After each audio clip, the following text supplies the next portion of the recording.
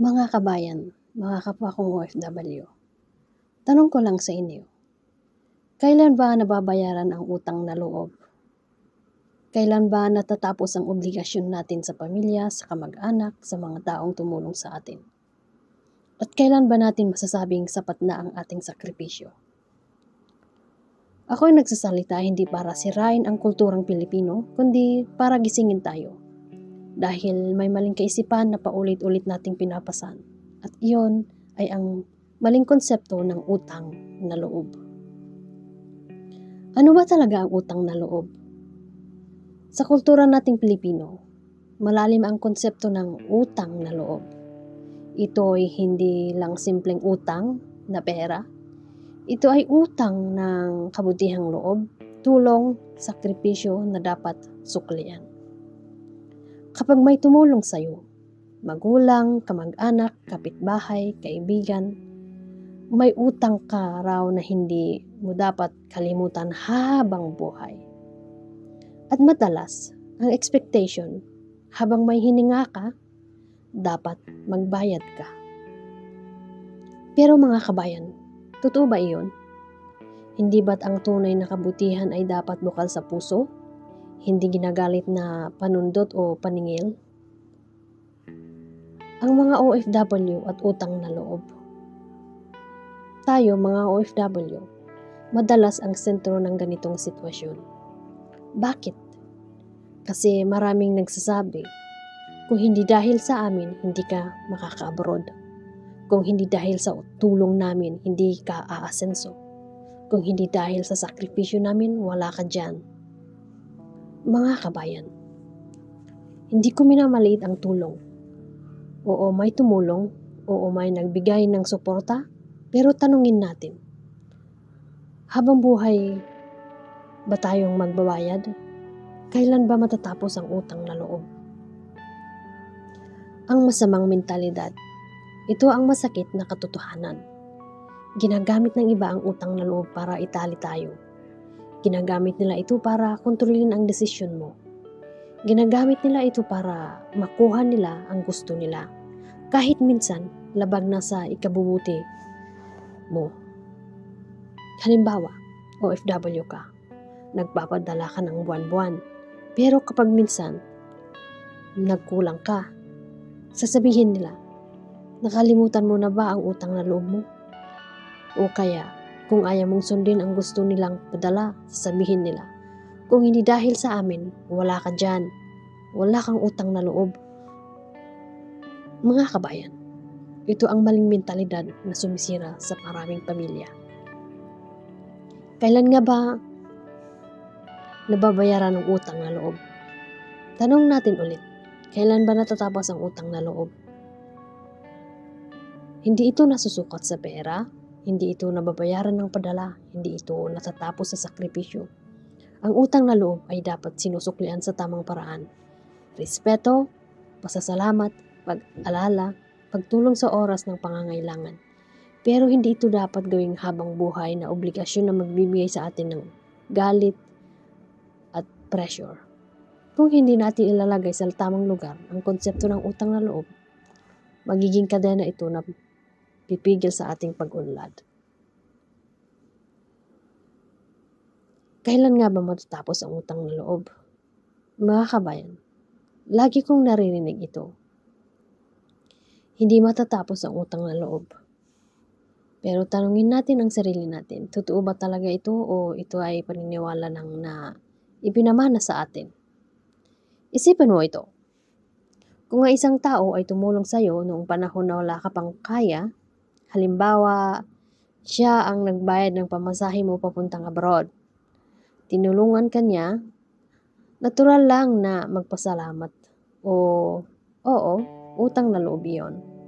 Pero kailan ba matatapos? Kung habang buhay kang magpapadala at ibubuhos lahat ng kinikita mo dahil lang sa utang na loob, magiging alipin ka habang buhay. Hindi ba't mali naman iyon? Ang utang na loob, ang tunay na utang na loob ay natatapos sa tamang pasasalamat at sa pagbabalik ng tulong sa abot na kaya. Hindi kailangan isakripisyo ang buong kinabukasan mo para sa nakaraan. Ang masakit, Minsan, kahit nakatulong ka ng paulit-ulit, sinasabihan ka pa rin ng wala kang utang na loob. Kahit pinadala mo na lahat, nagbayad ka na lahat sa agency, marami na silang nakuha sa'yo, kulang pa rin. Kaya ang tanong, kailan ba talaga matatapos? Matatapos lang kung ikaw mismo ang magtatakda ng hangganan. Ang utang na loob sa abroad, maraming OFW ang nakaranas nito. Yung tipong may tumulong sa'yo para makaalis, nag-loan, nagbigay ng connection, o naglakad ng papel. At mula noon, parang habang buhay ka nang may tali sa leeg. Kapag hindi ka nagpapadala ng pera, sasabihin nila, kung hindi dahil sa akin, wala ka dyan. Kapag hindi mo sila napagbigyan, sasabihin nila, nakalimut mo na agad ang pinagmulan mo.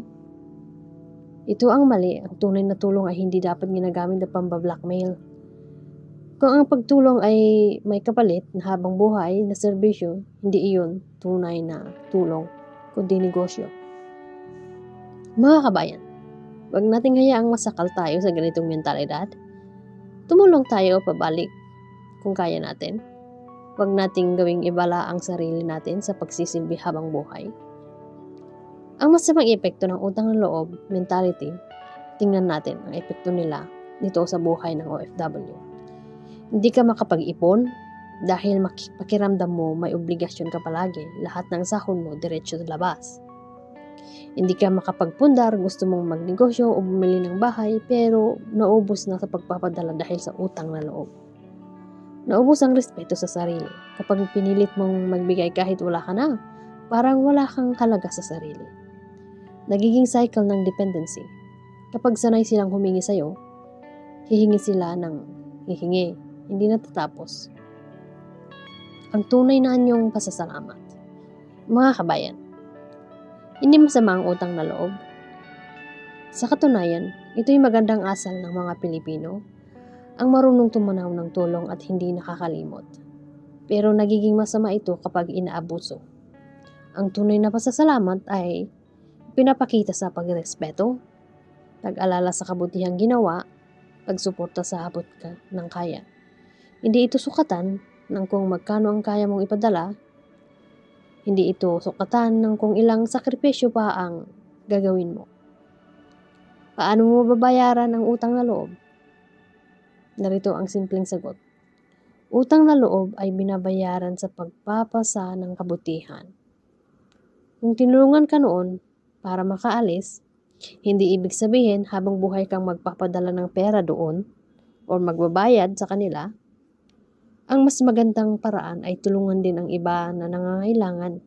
Kapatid, kamag-anak, stranger, kahit sino man yan, basta may nangailangan ng tulong, ibang tao. Kung natulungan kang umangat, gamitin mo ang oportunidad para maging blessing din sa iba. Iyon ang tunay na pagbabayad sa utang na loob. Hindi pagkakakulong, kundi pagpapasa ng kabutihan. Mga kabayan, importante ito. Matuto tayong magtakda ng hangganan.